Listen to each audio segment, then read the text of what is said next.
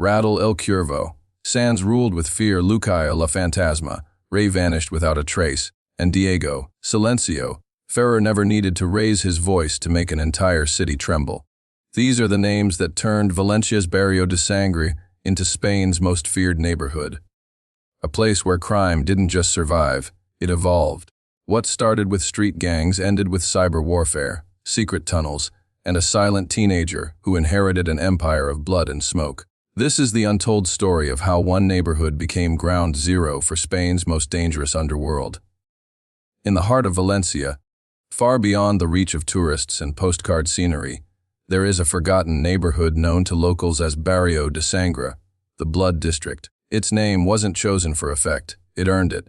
Decades of poverty, corruption, and violence turned the area into something closer to a war zone than a residential community. The buildings are tall but crumbling, their facades marked with bullet holes and gang tags. Police sirens echo through the night like a lullaby, and no one answers knocks at the door after dark. Before the violence, the barrio was just another struggling neighborhood, home to blue-collar workers, immigrants, and families trying to survive in an economy that had long left them behind. But things changed in the early 2000s when a young man named Raul Sanz, better known as El Cuervo, the Raven, rose from the streets with a vision twisted by desperation and power. His nickname came from his sharp eyes, dark clothing, and the way he circled his enemies before striking. El Cuervo didn't start as a gangster. He was a street kid who sold loose cigarettes and fake watches in the markets. His father died in prison. His mother overdosed before he turned 15. With no family, no future, and no real choices, Raul turned his street hustle into something more. He began recruiting young boys from the neighborhood, orphans, runaways, dropouts. To the outside world, they were just street punks. But behind closed doors, they were soldiers in the making. He called them Los Lamentos, the Whalers. The name came from the first job they ever pulled together. They robbed a small supermarket, and during the chaos, one of the owners, a father of 4, was accidentally killed. The cries of his wife and children haunted the neighborhood for days. El Cuervo heard those cries and decided that fear would be his weapon of choice. From then on, every job came with a message. Every threat was followed by action, and every betrayal ended in blood. As Los Lamentos grew, so did their reach. Within 3 years, they controlled nearly every illegal activity in the barrio. Drug trafficking, weapons deals, extortion, and illegal gambling. Those who refused to pay up were warned only once. The second time, their cars burned. The third time, they vanished. Rumors swirled of secret rooms beneath old apartment buildings, of butchered bodies buried in concrete, of dismembered victims tossed into the port at night. Nothing was ever proven, but no one dared ask questions either. El Cuervo didn't believe in chaos for chaos's sake. His operations were run like a business, brutal but efficient. He wore suits, drove a modest car, and lived in the same building he'd grown up in. To some, he was a monster. But to many in the barrio, he was a necessary evil.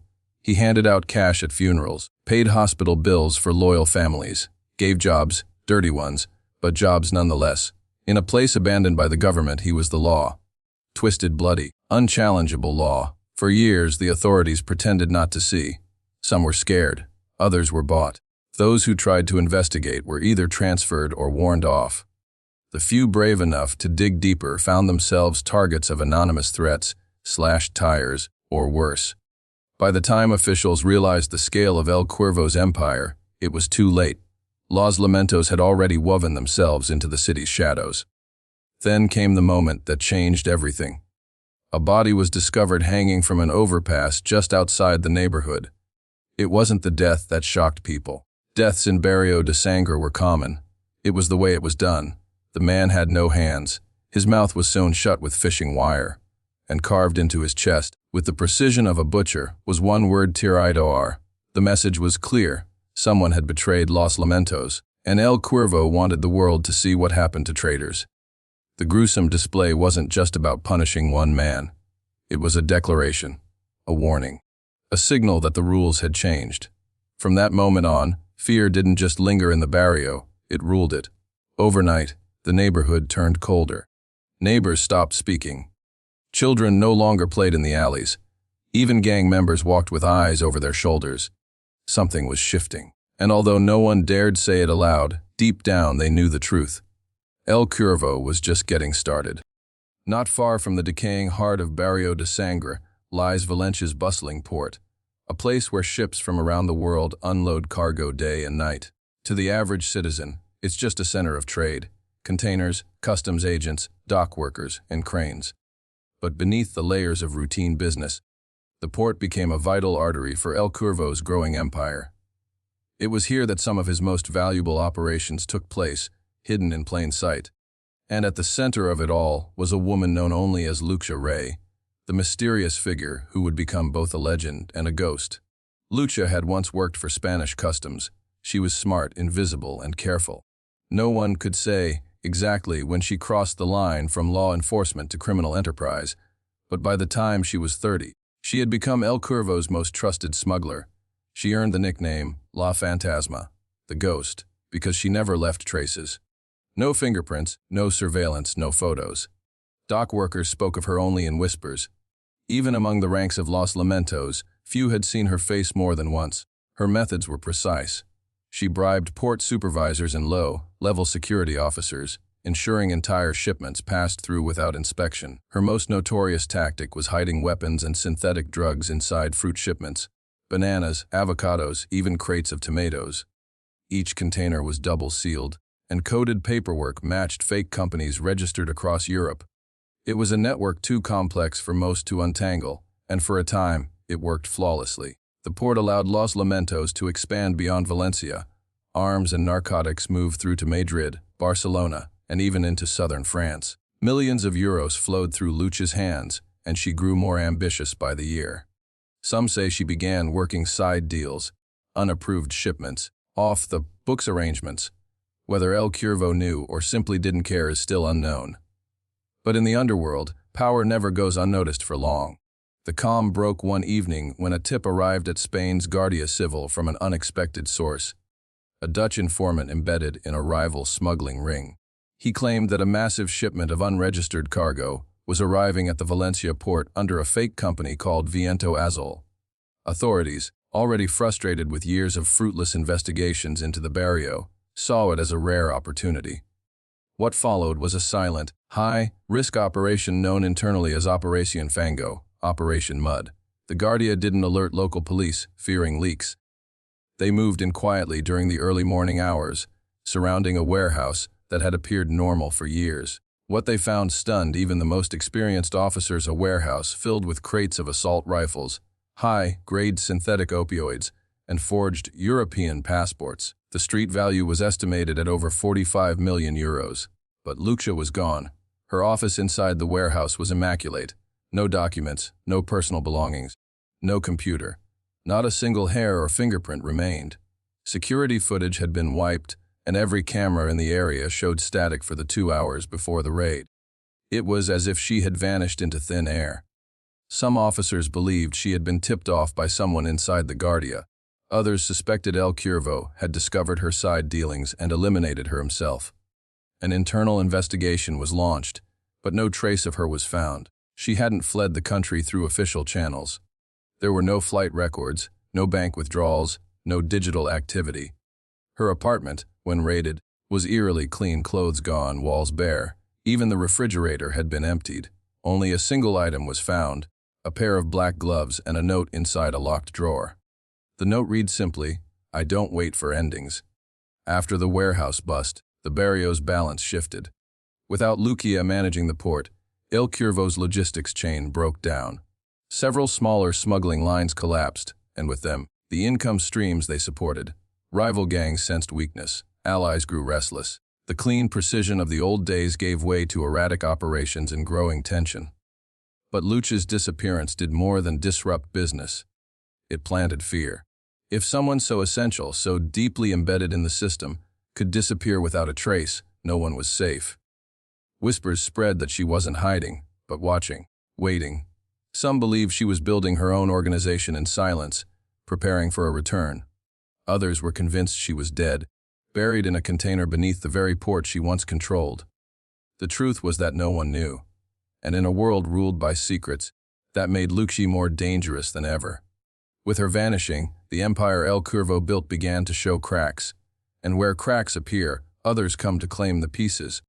With Lucha Rey gone, the fragile control El Cuervo had maintained over his empire began to unravel. The smooth operations that once defined Los Lamentos were replaced by chaos, mistrust, and violence.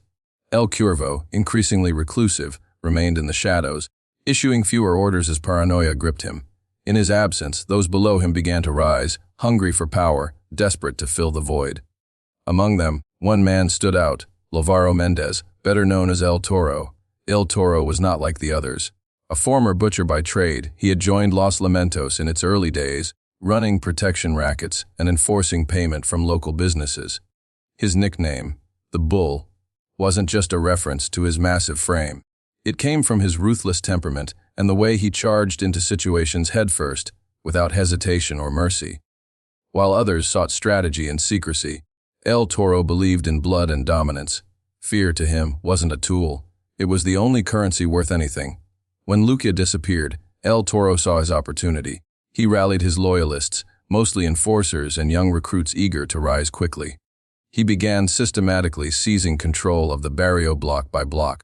His method was simple and brutal: identify rival safehouses, mark them with a red cross, and then burn them to the ground, sometimes with the occupants still inside.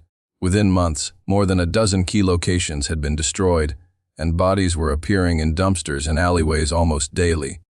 Residents of Barrio de Sangre, long accustomed to fear, now lived in absolute terror. El Toro's brand of leadership didn't involve negotiation or subtlety. He taxed every corner vendor, demanded cuts from every apartment complex, and doubled the price of protection for those under Los Lamentos umbrella. Those who didn't comply were made examples of, publicly and savagely. But power brings attention, and El Toro's bloody rise did not go unnoticed. As the violence escalated, so did pressure on the police and intelligence services. A task force was quietly formed, and among its new recruits was a 24-year-old officer named Carmen Ortega. Fresh from the academy, Carmen had grown up just outside the barrio. She understood the streets in ways most officers didn't. She also knew the cost of silence. Her older brother had vanished 5 years earlier, a suspected victim of gang retaliation. Carmen volunteered for a dangerous mission, deep undercover infiltration of El Toro's faction. With her fluent street slang, background knowledge, and carefully crafted alias, she managed to gain the trust of a low-level crew and work her way upward. Over the course of 8 grueling months, Carmen risked everything. She wore no wire. She passed along details through dead drops and memorized codes. Her reports revealed names, weapon caches, drug shipments, and the location of a major laundering front hidden in a family-owned auto shop. But as her intel grew more valuable, so did the danger. El Toro, always suspicious, began to notice inconsistencies. Someone was feeding the police. His paranoia turned inward. He ordered loyalty tests, surprise interrogations, and even polygraphs on his own men. Carmen passed them all. Still, something didn't feel right to him. Just 1 week before a coordinated sweep to dismantle El Toro's network was to take place, Carmen Ortega went missing. Her last message, left in a coded voicemail, simply said, "They're watching. I may be made." 2 days later, her body was found in a drainage canal on the edge of the city. She had been strangled with a length of piano wire. Her police badge had been tied tightly around her neck with a plastic zip tie, a gruesome signature that served both as mockery and warning. The fallout was immediate. The operation was compromised. Arrests were delayed. El Toro disappeared underground, going completely off-grid. The Guardia Civil launched an internal investigation, but no leaks could be identified.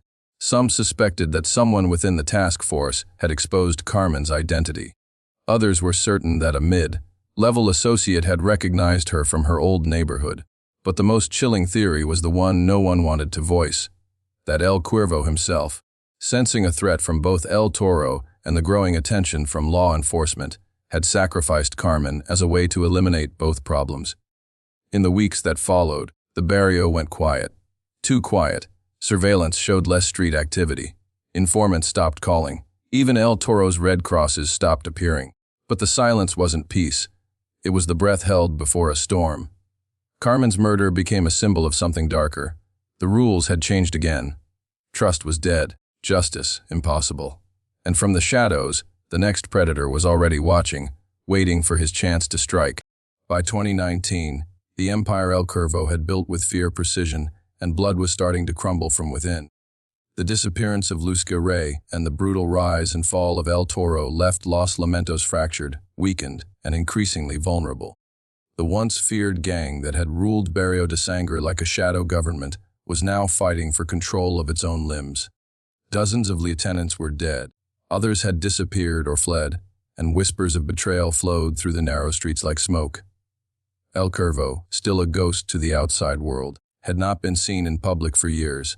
Even his closest allies rarely met him in person.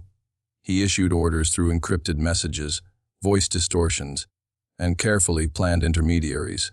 But paranoia had taken root in his mind. With his network riddled with informants and rivals, he began severing ties with longtime allies, assuming treachery everywhere. No one was safe, not even those who had been loyal for decades.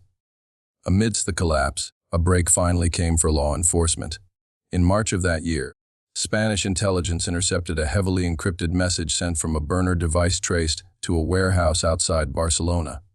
After weeks of digital forensic work, analysts confirmed the impossibling. The voice in the recording was almost certainly Raul Sanz, El Cuervo himself. It was the first direct evidence in nearly 10 years that he was not only alive but still orchestrating operations across the eastern coast. The government immediately launched Operation Servo, a joint effort between national police, military intelligence, and Europol. The mission was clear: capture El Cuervo alive, dismantle the last remnants of Los Lamentos, and bring an end to the reign of violence that had plagued Valencia for over a decade. But they knew it wouldn't be easy. El Cuervo wasn't just a criminal. He was an architect of disappearance. Every move he made was planned, layered with deception, and protected by circles of expendable men. For 6 months, undercover agents and surveillance teams followed the trail. They mapped out safe houses, tracked financial transactions, monitored communications, and built a web around his possible location. Eventually, the intelligence pointed to a hidden estate outside the town of Castellan, a remote compound disguised as a vineyard, surrounded by electrified fencing and guarded by men who claimed to be agricultural workers. On a cold November night, more than 60 armed officers moved in. The raid was swift but intense. Gunfire echoed through the hills as Elvo's remaining security detail engaged the forces in a last act of defiance. Inside the main building, officers found a network of tunnels beneath the floors. Emergency escape routes connected to nearby fields. But El Cuervo didn't make it far. Just 2 kilometers from the compound, hiding in an abandoned water tank, he was found, injured, disoriented, and finally unarmed. Inside the compound, investigators uncovered the final pieces of his empire: ledgers documenting decades of crimes, maps marked with smuggling routes, photos of known police officers and politicians, and over 12 million euros in tightly wrapped cash.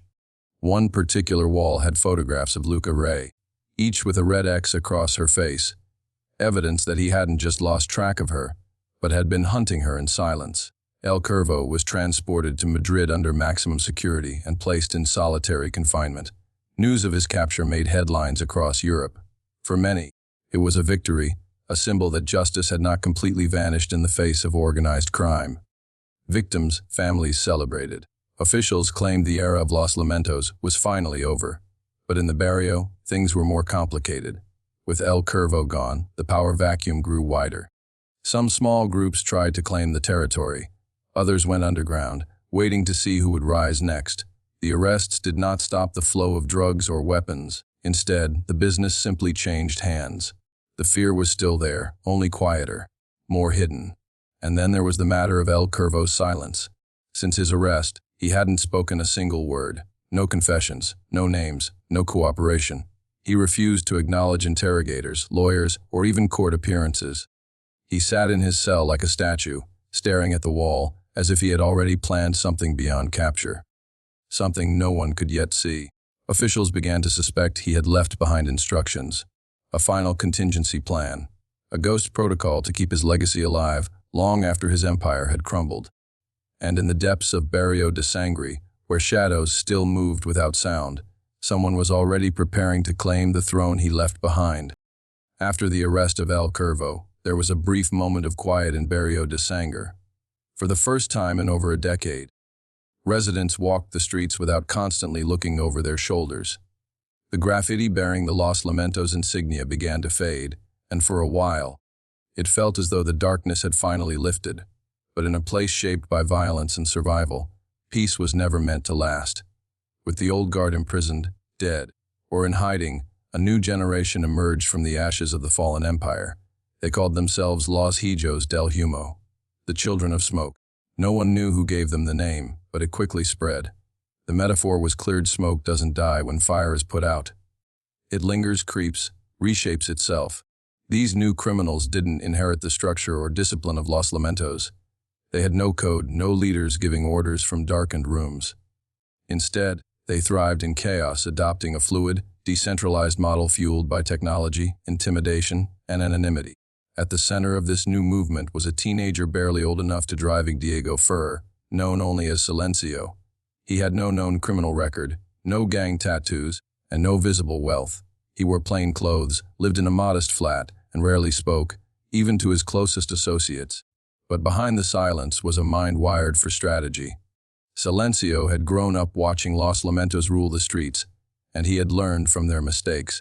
He didn't want to build an empire like El Cuervo. He wanted to build a network no one could see. No faces, no hierarchy, just results. Under his influence, Los Hijos del Humo operated like smoke itselfing everywhere and nowhere. They used encrypted apps, burner phones, and cryptocurrency wallets.